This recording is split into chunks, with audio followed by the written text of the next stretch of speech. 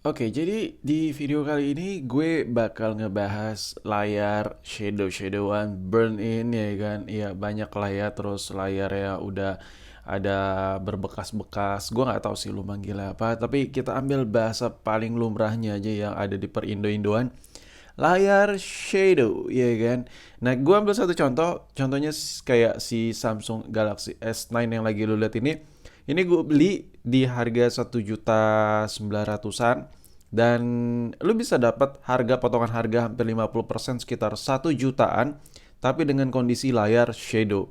Nah, sedangkan yang gue dapat ini kondisi layar no shadow, masih bening banget, ya cuman lecet pemakaian aja. Dan kok bisa gitu dengan tipe HP yang sama penurunan harga depresiasinya sampai 50%, ya kan? Hampir 50%, yang tadinya hampir 2 juta ini cuma 1 jutaan harganya.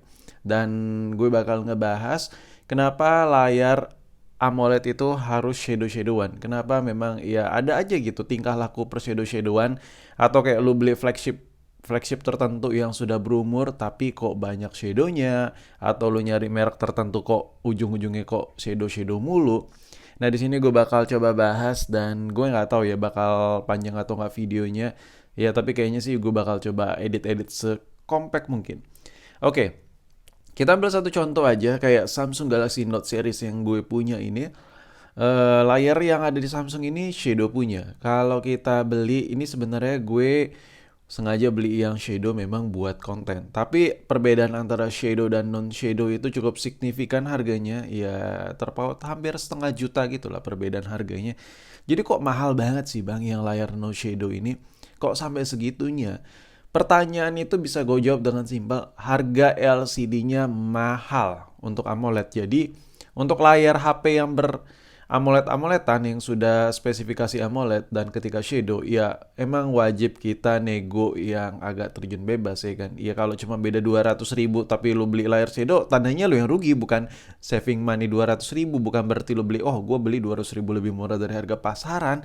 Tapi kok layar udah shadow, ya tandanya lu nggak untung, malah rugi. Karena harga layar itu kalau buat lu ganti biar nggak shadow lagi itu mahal. Oke, di sini gue kasih contoh, lu bisa lihat sendiri nih kalau coba lu perhatiin deh, ada tulisan aplikasi, terus ada tulisan aplikasi default izin aplikasi. Nah, di situ kayak ada gradasi putih. Di kamera nggak terlalu kelihatan. Aslinya ini kayak berbentuk shadow keyboard gitu, kayak gua habis ngetik gitu, kayak ada bayangan keyboard di layar AMOLED yang ada di Samsung Galaxy Note series yang gue punya ini. Dan ini asli nggak enak banget sebenarnya kalau dipakai. Nah, yang kayak gue bilang tadi di awal, kalau lu kayak cuman irit 100 ribu 200 ribu tapi layar shadow, itu namanya bukan saving money. Kenapa? Karena layar shadow itu nggak semuanya bisa kan ada aplikasi buat nge-repair ya kan, tapi nggak semuanya bisa dari aplikasi kalau udah parah. Dan kenapa itu bisa terjadi? Kenapa bisa terjadi shadow di layar AMOLED? Dan solusinya gimana? Dan intinya di video kali ini gue bakal jelasin kenapa-kenapanya.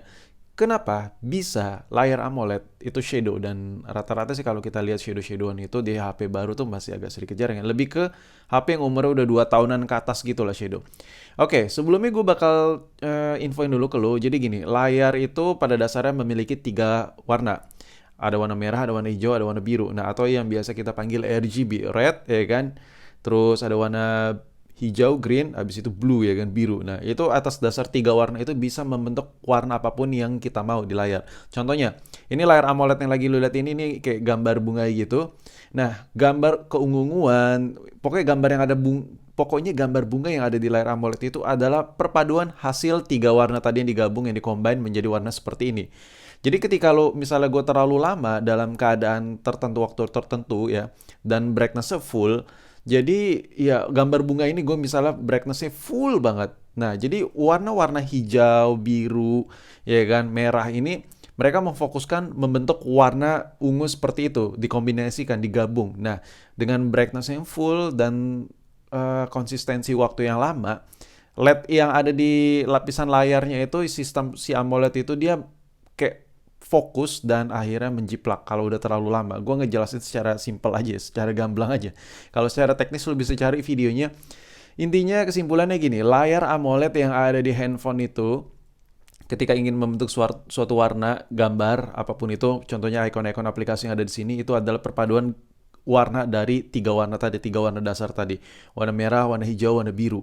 Nah, misalnya lu nonton aplikasi, misalnya lu nonton YouTube, di aplikasi YouTube, nah itu biasanya ada logo icon YouTube di atas, dan lu coba brightness full terlalu lama, misalnya sejam 2 jam lu karena sering nonton YouTube, nanti dia ngejeplak. Contohnya aja kayak HP ini, HP yang gue punya ini. Kenapa dia ngejeplak keyboard? Karena warna gradasi warna dasar itu dia fokus ngebentuk warna keyboard. Karena terlalu sering dan brightnessnya terlalu sering penuh, akhirnya warna yang nyeplak di bagian shadow itu, yang tershadow itu layar keyboard ya. Karena posisi inilah gambar yang paling ditampilkan, paling sering ditampilkan sama si layar AMOLED ini, yaitu posisi keyboard ya. That's why terjadilah shadow di bagian keyboard. Nah, ini bagian warna putih nih. Lu kelihatan kan? Kayak ada tulisan keyboard gitu, kayak kotak-kotak kecil gitu. Begitu juga kayak lu sering main game, mungkin nanti ada icon-icon tertentu yang di atas, misalnya lu pakai layar AMOLED, HP dengan layar AMOLED. Lu kalau main game biasanya di tempat di luar ruangan, di outdoor, biasanya itu brightness-nya di fullin.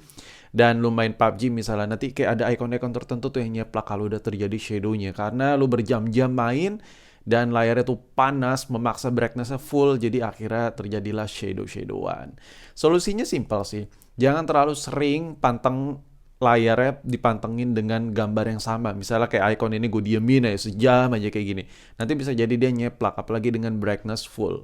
Nah, cara paling simpel untuk mengatasinya kayak gimana sih Bang? Ya gampang banget. Gue yakin video-video kayak gue gini udah banyak lah dibuat.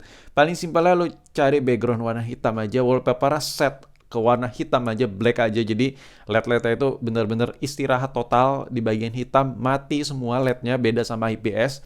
Jadi menurut gue paling simpelnya itu yang pertama. Yang kedua, brightness-nya kalau nggak perlu-perlu amat di fullin ya nggak usah di full-fullin. Karena bagi sebagian orang, mungkin ada sebagian orang yang nyaman menggunakan handphone dengan layar yang sangat terang. Tapi kalau lu pengen awet sama layarnya, banyak yang bilang 50% lah maksimal, 30% lah maksimal.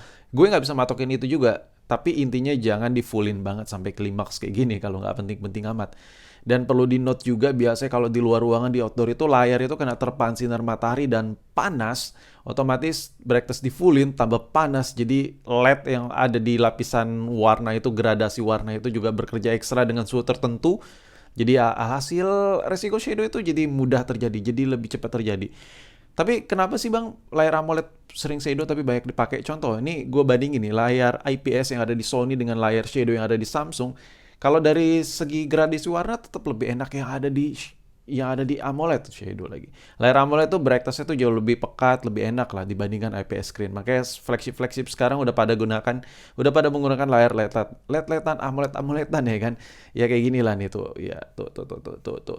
Pokoknya gitulah. Jadi intinya layar AMOLED itu plus minus lah. Tapi plusnya lebih banyak plusnya sih kalau menurut gue, di background hitam jauh lebih enak. Otomatis kalau penggunaan dalam ruangan yang gelap dia enak banget, gak bikin silau ya kan. Terus kalau dipakai normal dalam keadaan seperti ini tuh warnanya tuh keluar banget. Beda soalnya kalau IPS screen tuh backlightnya jauh, posisi backlight ya. Jadi posisi cahaya LCD yang nimbul di layar selain AMOLED itu dia agak di belakang lagi, agak di dalam lagi. Jadi untuk masalah AMOLED ya the best lah. Tapi ya gitulah plus minus.